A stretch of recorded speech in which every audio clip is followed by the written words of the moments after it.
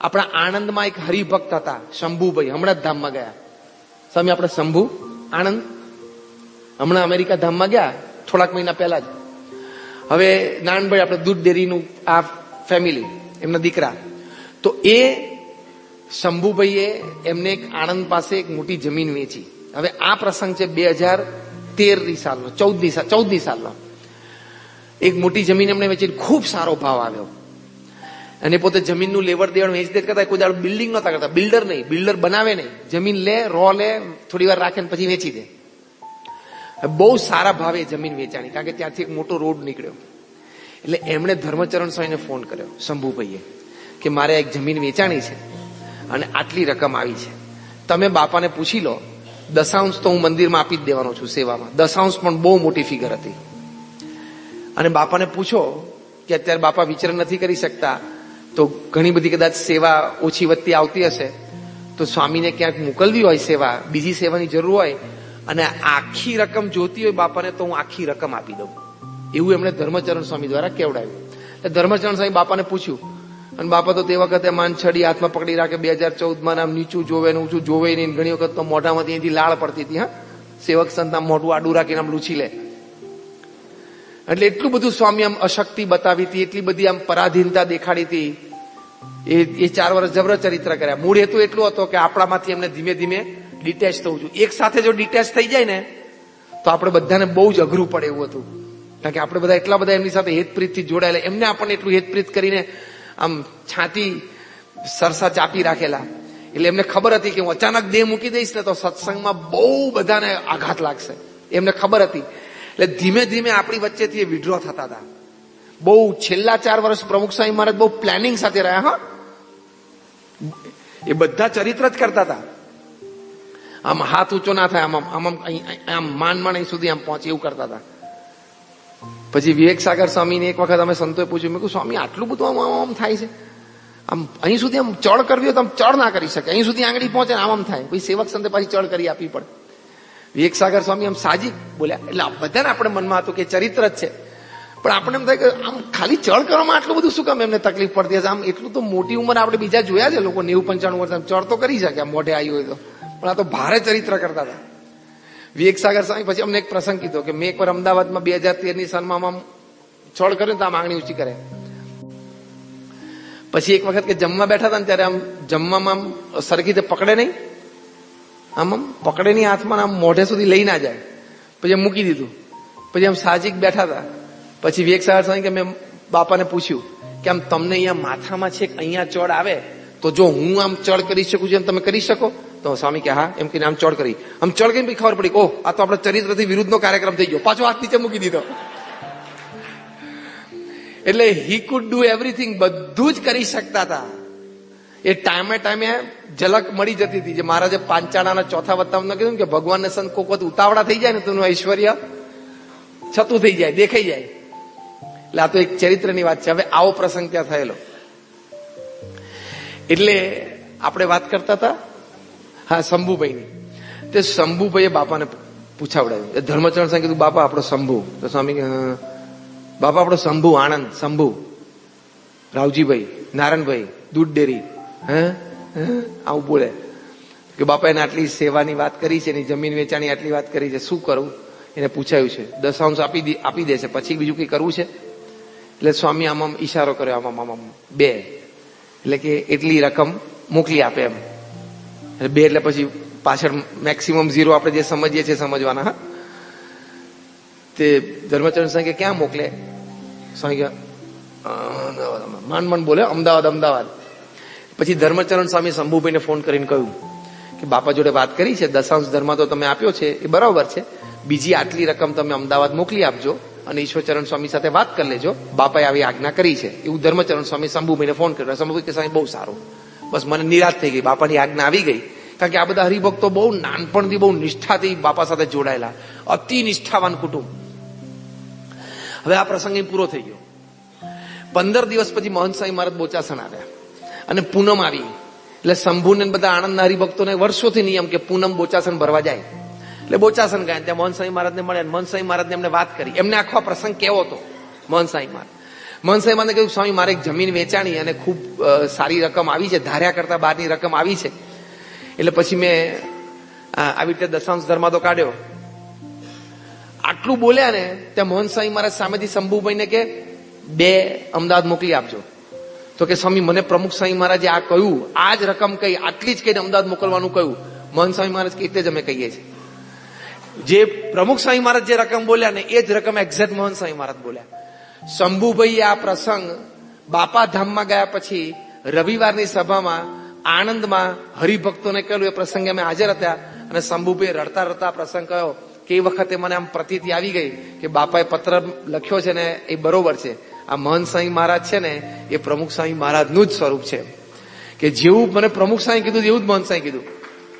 કેટલા બધા હરિભક્તો સંતોને અનુભવ થયો કે બાપાએ કંઈક વાત એમને કરી હોય જે બંને વચ્ચે જ હોય, બાપા અને એ સંત વચ્ચે જ હોય, બાપા અને એ હરિભક્ત વચ્ચે જ હોય. એની એ જ વાત જે તે સંતને કે જે તે હરિભક્તને સાંઈ બાબા ધામમાં ગયા પછી મહંત સ્વામી મહારાજ પાસે વાત થઈ હોય વ્યક્તિગત રીતે સંતને કે હરિભક્તને, તો મહંત સ્વામી મહારાજ ને રેફરન્સ પણ ના આપ્યો હોય જે તે સંત કે હરિભક્તે, સાહજિક જ આમ પ્રથમવાર વાત કરતા એવી રીતે જ કરી હોય તો પણ મહંત સ્વામી મહારાજ એ જ વાક્ય બોલ્યા હોય એવું ઘણા સંતોને હરિભક્તોનો અનુભવ થયો. આવા 3-4 પ્રસંગ મને પુરુષોત્તમ ચરણ સ્વામીએ કીધેલા કે મને આવો અનુભવ થયો બાપા ધામમાં ગયા પછી. એક જમીન માટેની ત્યાં વાત હતી, મેં મહંત સ્વામી મહારાજને કહ્યું કે સ્વામી આપણી આ જમીન છે. તરત જ મહંત સ્વામી મહારાજ એક વાક્ય બોલ્યા જે મને પ્રમુખ સ્વામી મહારાજે 2010માં કીધેલું. અને એ વાક્ય પુરુષોત્તમ ચરણ સ્વામી કે બાપાને હું 2 જ જાણતા હતા. તો જો આ એ જ પુરુષ છે, આવો મહિમા સમજીને આપણે એમની સાથે જોડાણ રાખવાનું. તો એ વચન સિદ્ધ પુરુષ છે, એ અંતર્યામી છે. એમના દર્શન માત્રથી લોકોને કેવો અનન્ય સદભાવ થાય છે.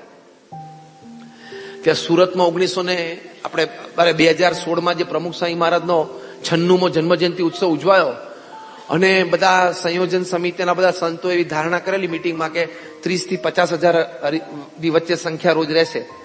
સ્થાનિક સંતો કીધું કે સ્વામી તો લાખ ઉપર જશે, તો સુરત જેવું શહેર છે અને આખો સૌરાષ્ટ્રનો સત્સંગ ઠલવાયો છે છેલ્લા 30-40 વર્ષમાં.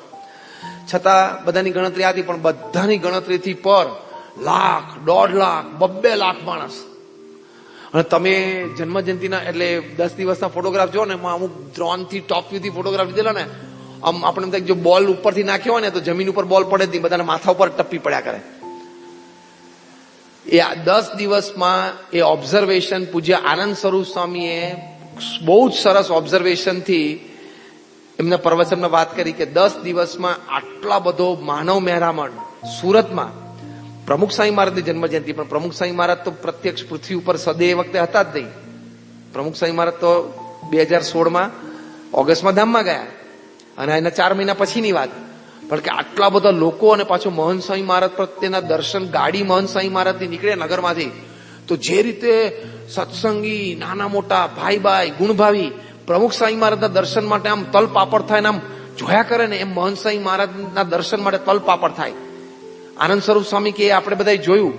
અને એક વાક્ય પૂજ્ય આનંદ સ્વરૂપ સ્વામી આટલા અનુભવી સંત, આવા વિદ્વાન સંત, એમણે બહુ સરસ ઓબ્ઝર્વેશન કરીને વાત કરી કે 10 દિવસ સુધી એટલે કે મહંત સ્વામી મહારાજ ગુરુપદે બિરાજ્યા પછી એમના જીવનનો મોટો ઉત્સવ ગુરુપદ તરીકે પહેલો હતો કે સભામાં મધ્યમાં બેઠા હોય અને ગુરુહરિ તરીકે એમને ભવ્ય મોટા હાર પહેરવાના હોય. એ પ્રસંગ એમના જીવનમાં આટલો મોટો ઉત્સવ પહેલો આવતો હતો. તો આટલા મોટા ઉત્સવમાં મહંત સ્વામી મહારાજ, આનંદ સ્વરૂપ સ્વામી બોલે છે કે મહંત સ્વામી મહારાજના ચહેરા ઉપર એ સદગુરુ તરીકે હતા, વિચરણ કરતા હતા અને પ્રમુખ સ્વામી મહારાજની બાજુમાં મંચ ઉપર બેસતા હતા. તે વખતે જે સહજ ભાવ હતો એવો જ સહજ ભાવ મુખ્ય મંચ ઉપર ગુરુપદે બિરાજ્યા અને 10 દિવસ સુધી સુરતમાં ઉત્સવ, રોજ સાંજે 40-50 હજાર માણસો બધા હોય, પણ જરાય એમના ચહેરા ઉપર લકીર ફરી નથી. એમની દિનચર્યા સવારથી સાંજ સુધીની લેશ માત્ર ફરી નથી. એટલી જ સ્થિરતા, ધીર ગંભીરતા દેખાય.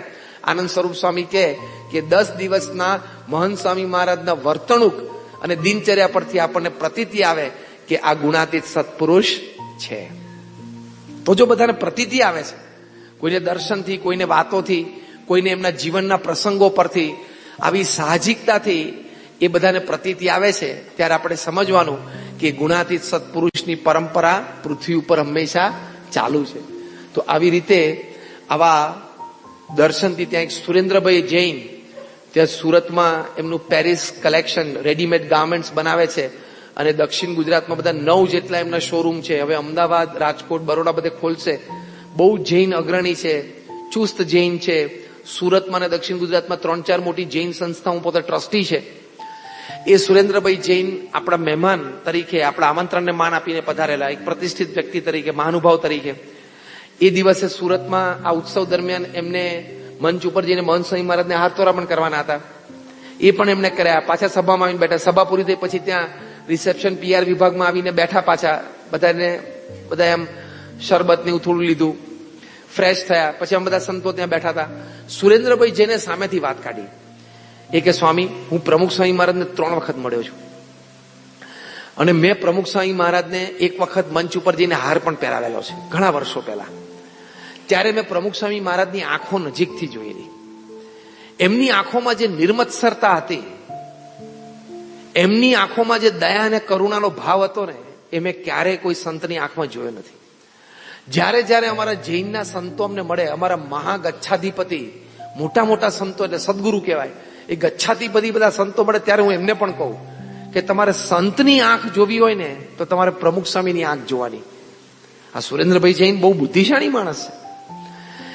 એ કે પ્રમુખ સ્વામીની આંખમાં નિર્મત્સરતા, દયા અને પ્રેમ એ ક્યારે મેં જોઈને. મને સમાચાર મળ્યા કે પ્રમુખ સ્વામી મહારાજે દેહ છોડી દીધો ત્યારે મને પહેલો વિચાર એ આવ્યો કે હવે પૃથ્વી પરથી એ આંખો ગઈ, હવે ફરી વખત મને આંખો જોવા ક્યારેય નહીં મળે. મેં મારા ઘરમાં, મારા બેડરૂમમાં પ્રમુખ સ્વામી મહારાજનો ફોટો, ભલે હું ચુસ્ત જૈન છું પણ મેં પ્રમુખ સ્વામી મહારાજનો ફોટો રાખ્યો છે એક જ હેતુથી, મારે સંતની આંખ કોને કહેવાય એ મારે રોજ એમની આંખોના દર્શન કરવા માટે મેં રાખ્યો હતો. પણ મને એમ દુઃખ પણ થયું કે હવે પ્રમુખ સ્વામી મહારાજ ગયા, એ આંખો પૃથ્વી ઉપરથી જતી રહી. પણ આજે હું મહંત સ્વામી મહારાજને હાર પહેરાવવા માટે સ્ટેજ ઉપર ગયો અને મહંત સ્વામી મહારાજને મેં હાર પહેરાવ્યો ત્યારે મેં મહંત સ્વામી મહારાજની આંખો 1-1.5 ફૂટથી દૂરથી જોઈ અને મહંત સ્વામી મહારાજે પણ મારી આંખમાં આંખ પરોવીને મને સ્માઇલ આપી, એટલે આમ હસ્યા. મને એ વખતે પ્રમુખ સ્વામી મહારાજની આંખો યાદ આવી ગઈ.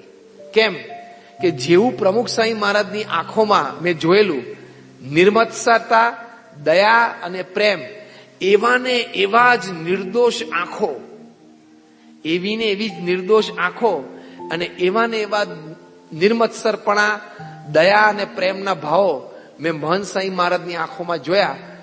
સુરેન્દ્રભાઈ આટલું જોઈને ગળગળા થઈને બોલેલા. અમને સંતોને રાત્રે 11:30 વાગે અમને ઓફિસમાં પ્રસંગ કીધેલો કે સ્વામી, પ્રમુખ સ્વામીની આંખો પૃથ્વી ઉપરથી ગઈ નથી, મહંત સ્વામીની આંખો એ પ્રમુખ સ્વામીની આંખો છે. તો જો આવી રીતે ઘણા બધાને પ્રતીતિ આવે છે. માટે આવો મહિમા સમજીને આપણે સત્પુરુષ સાથે જોડાણ કરવું. અને છેલ્લી વાત, અતિશય સમર્થ છે. અક્ષર બ્રહ્મનો અવતાર છે મહંત સ્વામી મહારાજ. એટલે જેવું શ્રીજી મહારાજનું ઐશ્વર્ય એવું મહંત સ્વામી મહારાજનું ઐશ્વર્ય કહેવાય. કેમ? તો મધ્યનું 22મું વચનામૃત. મહારાજે એમાં કહ્યું કે જેટલામાં રાજાનું રાજ્ય હોય એટલામાં રાણીનું પણ રાજ્ય કહેવાય. એમ લખીને મહારાજે કહ્યું એમ જેટલામાં ભગવાનનો પ્રતાપ છે એટલામાં આ સંતનો પણ પ્રતાપ કહેવાય. એટલે કે જેટલામાં શ્રીજી મહારાજનો પ્રતાપ ચાલે છે, શ્રીજી મહારાજનો પ્રતાપ કેટલામાં ચાલે? અનંત કોટી બ્રહ્માંડમાં ચાલે. એમ મહંત સ્વામી મહારાજનો પ્રતાપ પણ અનંત કોટી બ્રહ્માંડોમાં ચાલે. એટલે હવે આપણે પૂજા કરતા હોઈએ અને મહંત સ્વામી મહારાજની મૂર્તિના દર્શન કરીએ અથવા વિડીયોમાં ક્યાંય BAPS.org ઉપર મહંત સ્વામી મહારાજના દર્શન કરીએ ત્યારે આપણને આમ દેખાય, બોલે, ચાલે, હરે ફરે મહંત સ્વામી મહારાજ આપણી જેવા જ દેખાય. શુક્લકડી કાયા અને આમ વૃદ્ધાવસ્થા જેવું દેખાય. બોલે તો ધીમું ધીમું બોલે, અમુક શબ્દ આપણને ઓછા સમજાય એવું બોલે. એ બધું જ આપણને સ્થૂળ દેખાય.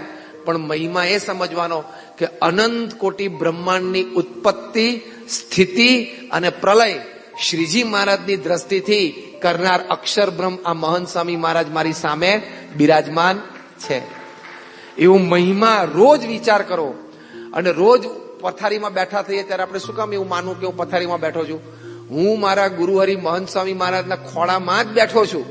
હું નિર્ભય થઈ ચુક્યો છું, હું નિશ્ચિંત થઈ ચુક્યો છું, એવું મનને રોજ સવારે કહેવું તો મહિમાથી જોડાણ આપણા પ્રગટ ગુરુહરિમાં થાય. અને સમર્થ છે. અક્ષર બ્રહ્મ માટે મહારાજે લખ્યું છે કે એમની સામર્થ્ય એ દેવતા માત્ર બ્રહ્મા વિષ્ણુ મહેશ એની ઉપર એમનો કંટ્રોલ હોય, પ્રકૃતિના કાર્ય માત્ર ઉપર એમનો કંટ્રોલ હોય. તો એ દેખાણું. મહંત સ્વામી મહારાજ 4.5 મહિના અમેરિકાનું વિચરણ કર્યું ગયા વર્ષે 2007. અનેક પ્રસંગે મહંત સ્વામી મહારાજે વરસાદ રોક્યો. ત્યાં નાયગ્રા ફોલ્સ ઉપર પ્રમુખ સ્વામી મહારાજના પાર્થિવ દેહના અગ્નિ સંસ્કાર કર્યા પછીના જે પેલા અગ્નિ સંસ્કાર એટલે અસ્થિ કહેવાય, અસ્થિ વિસર્જનનો કાર્યક્રમ હતો. બધા હરિભક્તો ભેગા થયેલા. ગવર્મેન્ટ ઓફિશિયલે તો પરમિશન જ નહોતી આપી. કે અમે ન આપીએ કારણ કે ત્યાં વરસાદની આગાહી છે, પવન પણ ફૂંકાવાનો છે, એટલે પબ્લિક ફંક્શન તો નહીં જ. છતાં આગ્રહ રાખ્યો આપણા હરિભક્તોએ કે ભાઈ અમારે એ જ તિથિ સેટ થાય, અમારે ઇન્ડિયન હિન્દુ કેલેન્ડર પ્રમાણે પવિત્ર દિવસ છે, અમારા ગુરુના અસ્થિ વિસર્જન છે. વળી કહ્યું સારું, તમારા રિસ્ક ઉપર તમે કરો. છતાં એ લોકોએ સિક્યુરિટીને પ્રોવાઈડ કરેલું. નાયગ્રા ફોલ્સના કિનારે ગાર્ડનમાં બધા હરિભક્તો બેસી ગયા. એટલે મહાપૂજા શરૂ થઈ ગઈ હતી. મહંત સ્વામી મહારાજ પધાર્યા અને થોડો વરસાદ શરૂ થયો. મહંત સ્વામી મહારાજે કહ્યું સ્વામી આવો વરસાદની આગાહી છે. મહંત સ્વામી મહારાજ કીધું કે નહીં પડે. અને પછી મહંત સ્વામી મહારાજ ત્યાં મહાપૂજામાં પોતે બિરાજ્યા અને ત્યાં થોડાક છાંટા શરૂ થયા. તમે baps.org ઉપર જોજો, હજી એ વિડીયો છે. જેવા છાંટા શરૂ થયા એટલે મહંત સ્વામી મહારાજ આમ સામું જોયું, પછી આમ ઉપર જોયું, પછી આમ જોયું. આખું સિક્વન્સ ઓફ ફોટોગ્રાફ છે. અને જ્યાં આકાશમાં આમ જોયું અને વરસાદ બંધ થયો, આખી સભા પૂરી થઈ, બધો કાર્યક્રમ પૂરો થયો. હરિભક્તોએ વિદાય લીધી, પાર્કિંગમાંથી ગાડી લઈને નીકળ્યા. છેલ્લે વાઇન્ડઅપના સ્વયંસેવકો પણ ત્યાંથી વાઇન્ડઅપ કર્યું, ગાડીમાં બેઠા અને પાર્કિંગમાંથી બહાર નીકળ્યા. ધોધમાર વરસાદ તૂટી પડ્યો. આ પ્રસંગ હમણાં નેરોબીમાં કીધો ત્યારે સતીશભાઈ આપણા ત્યાં કમિટી મેમ્બર છે, એ સતીશભાઈએ સભામાંથી આંગળી ઊંચી કરી કે હું આ પ્રસંગનો સાક્ષી અને અમે આ પ્રસંગે આ સભામાં હાજર હતા અને તમે જે કહો છો અમે નજરે જોયેલું. તો અતિશય સમર્થ પુરુષ છે. એમની ઈચ્છાથી અનંત કોટી બ્રહ્માંડનું સંચાલન થાય છે. તો આપણા પ્રારબ્ધનું સંચાલન એમના થકી ના થાય? થાય કે ના થાય? તો એ મહંત સ્વામી મહારાજે અનેક વખત આપણને વચન આપ્યું છે. અત્યારે છેલ્લા હજી 1.5-2 વર્ષ ગુરુપદે થયા, પણ અનેક વખત બોલ્યા છે કે આપણો આ છેલ્લો જન્મ. અમદાવાદમાં તો 20,000 હરિભક્તોની સભા, સાયમ સભા, અને મહંત સ્વામી મહારાજ બિરાજમાન હતા અને બાળ દિન હતો. બાળકોએ કાર્યક્રમ રજૂ કર્યો અને કાર્યક્રમના અંતે એક બાળકે પૂછ્યું કે સ્વામી તમે સાક્ષાત ઘનશ્યામ મહારાજ છો? 20,000ની સભામાં, ભર સભામાં પૂછ્યું. અને મહંત સ્વામી મહારાજે અતિ સાહજિક આમ માથું હલાવીને હા પાડી. હા. ફરી વખત પૂછ્યું સ્વામી તમે સાક્ષાત ઘનશ્યામ મહારાજ છો? મહંત સ્વામી મહારાજ કે હા. આવું 20,000ની સભામાં હા પાડવી ને આવા મોટા બીજા કોઈ ના કરી શકે. હા, જૂના મંદિરમાં કે બીજા સંપ્રદાયમાં, બીજા સ્વામિનારાયણના ફાટામાં ઘણા બધા સત્પુરુષનો વિરોધ કરે છે. પણ એ વિરોધ કરનારા કોઈ ગમે તેવા મોટા સંત હોય, પુરાણી હોય, આચાર્ય હોય, એમ છાતી ઠોકીને કહી ના શકે હું અનાદિ તત્વ છું, ભગવાન સ્વામિનારાયણનું સ્વરૂપ છું. બોલી તો જોવે, અઘરું છે. પણ આ બોલ્યા અને આમ નિધડકપણે બોલ્યા. That means he is. તરત પેલા બાળકે કીધું કે સ્વામી તો અમને બધાને અક્ષરધામમાં લઈ જશો? નાના બાળકે પૂછ્યું આમ સભા તરફ આમ હાથ લાંબો કરીને કે સ્વામી અમને બધાને અક્ષરધામમાં લઈ જશો? તો મહંત સ્વામી મહારાજ કે આમ ઈશારો કરો હા. કે સ્વામી એમ નહીં. પેલો નાનો બાળક 7-8 વર્ષનું નાનો ટોટિયું હતું, કિડ. તો કે મહંત સ્વામીને કીધું સ્વામી એમ નહીં, તમે હાથનું લટકું કરીને કહો કે બધાને અક્ષરધામમાં લઈ જશો. મહંત સ્વામી મહારાજ આમ જમણા હાથનું લટકું કરીને બોલ્યા બધાને અક્ષરધામમાં લઈ જશો. આ એમની સામર્થ્ય છે. અને સામર્થ્ય હોય તો આવું થઈ શકે. આપણે ભૂલથી અત્યારે કોઈને કહી શકીએ તું સાંજે આવજો 50,000 રૂપિયા આપીશ. ડિફિકલ્ટ છે 50,000 રૂપિયા કાઢવા એટલે. તો આ તો કલ્યાણની વાત છે, અક્ષરધામની નામ સાગમટે. તો જો એ સમર્થ પણ છે, માટે આવો મહિમા સમજીને આપણે એમનું જોડાણ કરવાનું. એટલે આપણે આટલી વાત સમજ્યા કે મહંત સ્વામી મહારાજમાં, પ્રગટ સત્પુરુષમાં આપણે જોડાણ એ અપાર શાંતિનું કારણ છે. અને એ જોડાણ મહિમાથી આપણે કરવાનું. એ મહિમા આપણે એ રીતે સમજવાનો કે એમનામાં ધર્મ, જ્ઞાન, વૈરાગ્ય, ભક્તિ, એમના પ્રસંગો આપણે જોયા અતિશય દ્રઢ છે. એટલે કે પોતે એકાંતિક ધર્મના ધરતલ છે. પછી એમનામાં અંતર્યામીપણું છે, વચન સિદ્ધિ છે, સામર્થ્ય છે, આપણને બધાને અક્ષરધામ આપી શકે એવા સમર્થ ગુરુ છે. એવું મહિમા સમજીને આપણે જોડાણ કરીએ તો વડતાલનું 11મું વચનામૃત આપણને લાગુ પડી જાય. શું? સત્પુરુષને વિશે દ્રઢ પ્રીતિ, એટલે કે મહંત સ્વામી મહારાજને વિશે અનન્ય દ્રઢ પ્રીતિ એ જ આત્મદર્શનનું સાધન છે.